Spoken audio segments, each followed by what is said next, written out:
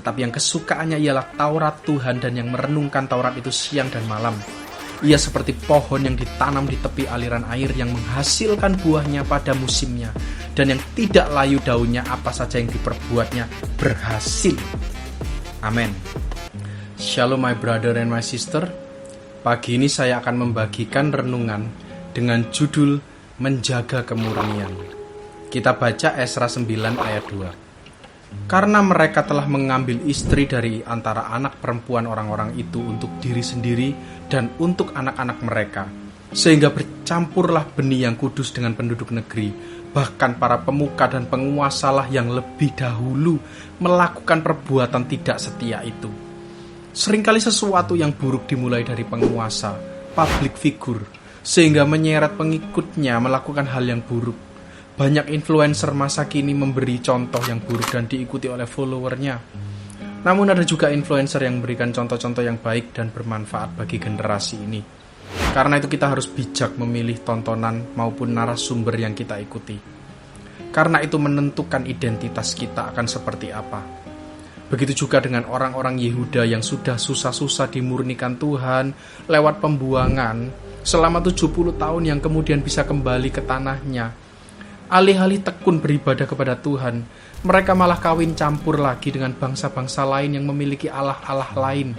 Demikian juga dengan kita, seringkali Tuhan memproses kita lewat pembuangan, seolah-olah dibuang, padahal Tuhan sedang mendidik karakter kita dan memisahkan kita dari pergaulan yang salah. 1 Korintus 15 ayat 33, janganlah kamu sesat, pergaulan yang buruk merusakkan kebiasaan yang baik.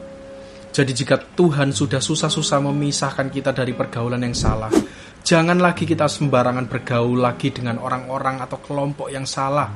Apalagi memilih pasangan yang tidak seiman.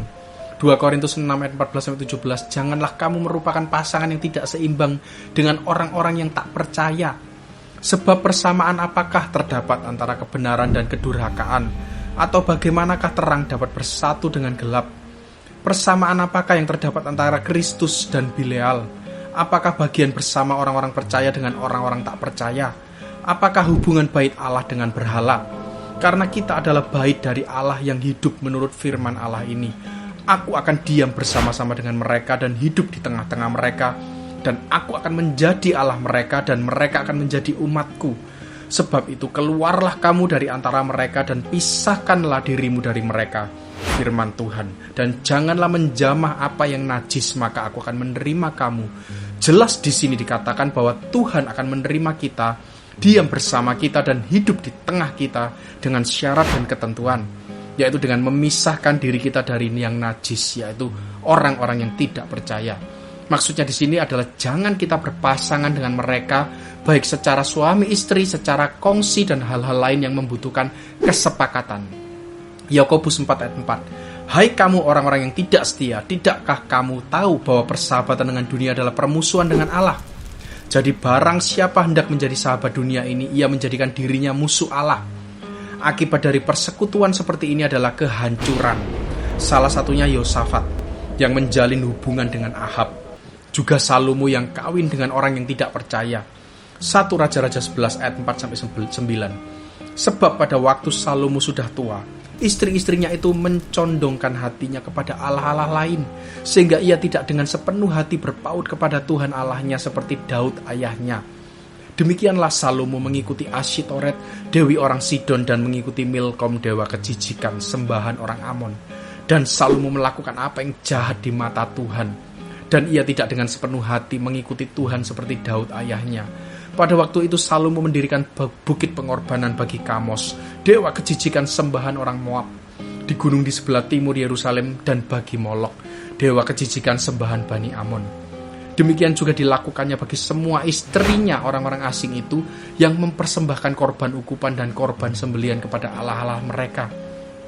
Sebab itu Tuhan menunjukkan murkanya kepada Salomo, sebab hatinya telah menyimpang daripada Tuhan Allah Israel yang telah 2 kali menampakkan diri kepadanya. Padahal Salomo memulai karir pemerintahannya dengan baik. Bahkan Allah pernah menampakkan diri 2 kali dan memberikan hikmat, kekayaan, kehormatan kepada Salomo.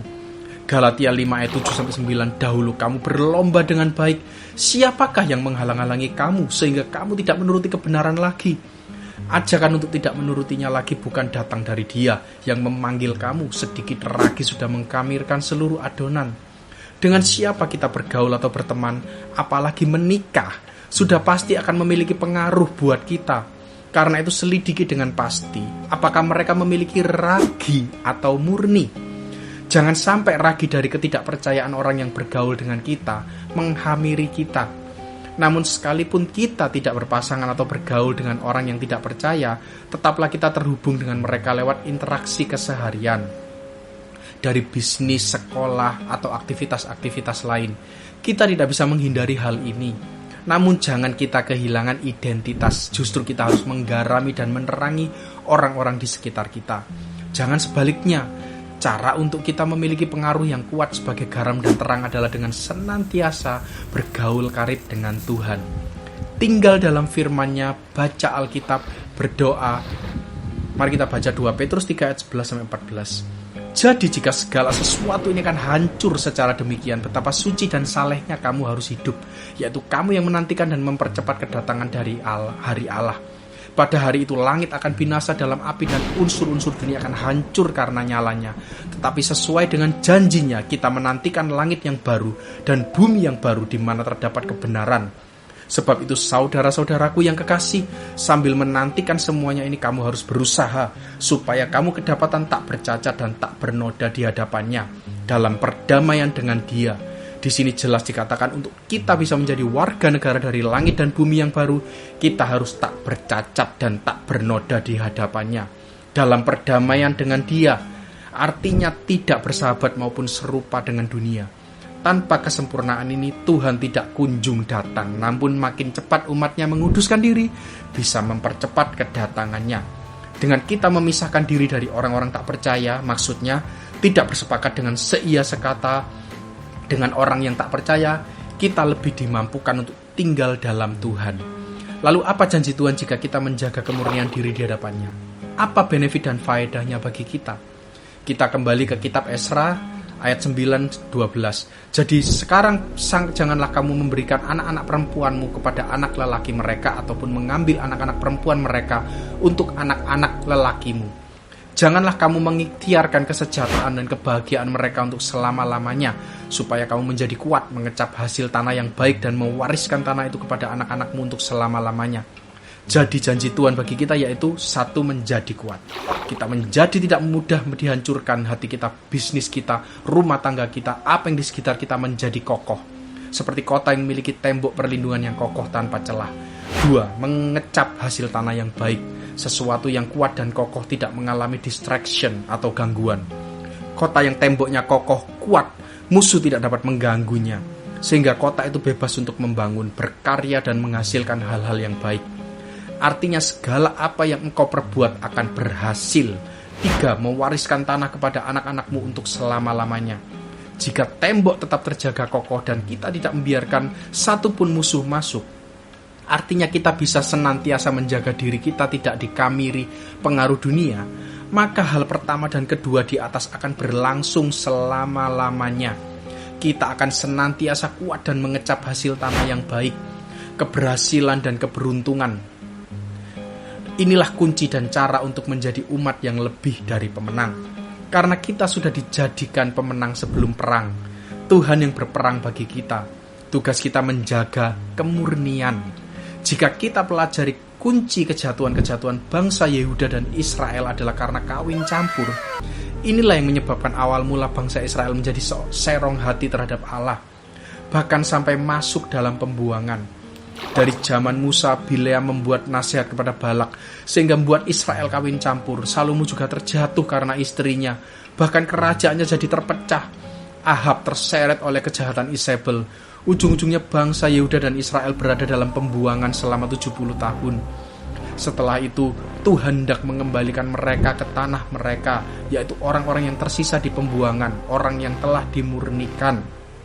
Tapi baru saja mereka kembali ke tanahnya, sudah langsung kawin campur lagi. Jika ini diteruskan, maka siklus ini akan terus berputar seperti lingkaran setan.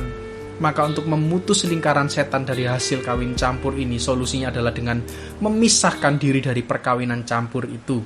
Esra 10 ayat 3. Marilah kita sekarang mengikat perjanjian dengan Allah kita, bahwa kita akan mengusir semua perempuan itu dengan anak-anak yang dilahirkan mereka menurut nasihat Tuhan dan orang-orang yang gemetar karena perintah Allah kita. Dan biarlah orang bertindak menurut hukum Taurat.